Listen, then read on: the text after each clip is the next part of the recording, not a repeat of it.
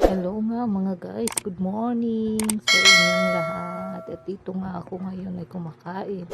Timpla pa ako ng gatas para mainitan na sikmura ko. Talagang hindi ko pwedeng kalabanin ng aking sikmura at panay ang reklamo. Tinitiis ko sana na matapos ang aking labahin. Ngunit hindi ko talaga kayang tiisin. Gutom na talaga ako. Kaya nga tingnan mo ang aking sinandok. Parang hindi na matalunan ng bakang buhay. Mga ito nga, sarap na sarap din ako kapag lalo na ang ulam ko ay manggang hinog. Talagang dyan ako Wow! ginaganahan kumain. Sa payat kong ito, nagtataka kayo kung saan ko nilalagay ang aking pagkain. Siyempre, unti-unti yan sa paa, sunod sa tiyan. Unti-unti ang pagtaba ko. Siyempre, huwag na kami magmamadali kung saan yung pinupukosan ng aking katawan eh. Basta ako kumakain lang dito. Ano ba, chill at mamaya-maya naman, nag-iipon ako ng puwersa dahil nga mahaba-habang labahan ng aking sasabakin. Diyos mo naman kasi, ilan ba naman kaming nagbibihis?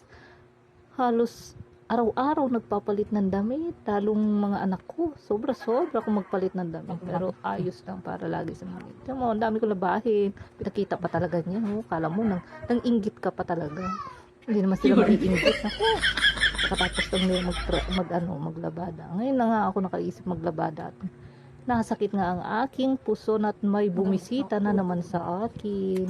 Kaya doon, lantak ng kain. O, kala mo naman, oh, ilang araw hindi pinakain ng kanyang darling na si Christian.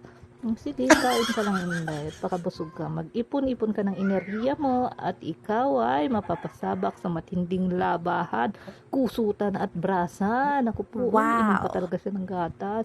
Kasi nga, pero alam niyo ba, hindi ako talaga umiinom ng gatas kasi nga, nagkakaroon na ako ng acid. Na-acid ako, pero tiniis ko kasi gusto ko mainitan talaga ang sikmura ko. Pagkape naman kasi ninenervyos ako, kaluskos lang, may dadaan lang. Naku, Diyos me, ang pang-abot ang nervyos ko.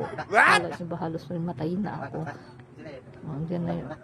Tahimik akong kumakain dyan kasi wala yung makukulit. Yung isa nasa school, yung isa naman nasa labas, karga-karga na kanyang ama.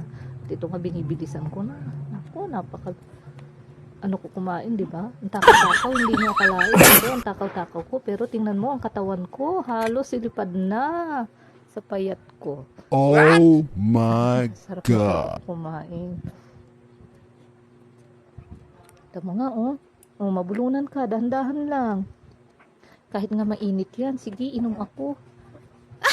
Gusto ko mainit, pero minsan yan, pinapalamig ko muna. Parang tanga lang, nag-iinit. Tapos, kunwari, timpla-timpla, pero pinapalamig din. Alam mo nga yung tiyan ko, akala nyo talaga, oh, dami-dami ko kumain, pero yung tiyan ko, di ba? Ang nagapabuko lang dyan, bilbel. Pansin nyo.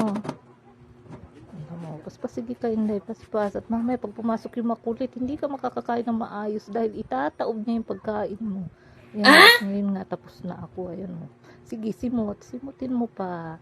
Sayang ang bigas. Krisis ngayon. Mahal ang bigas. Kaya kailangan kainin mo pa. Kaduluduluhan.